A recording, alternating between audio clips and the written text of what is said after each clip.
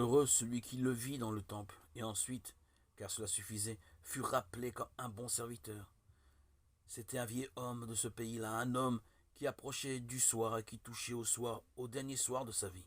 Mais il ne vit pas se coucher son dernier soir sans avoir vu se lever le soleil éternel.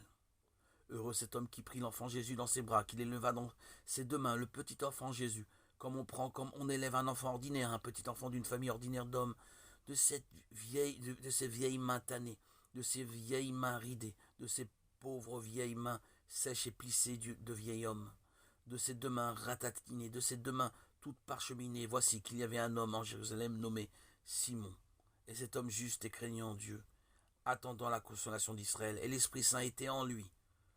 Heureux le plus heureux de tous. Il ne connut plus nulle part haute histoire de la terre. Il pouvait se vanter, celui-là, aussi de s'être trouvé au bon endroit.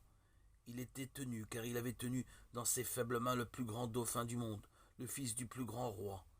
Roi lui-même, le fils du plus grand roi, roi lui-même, Jésus-Christ.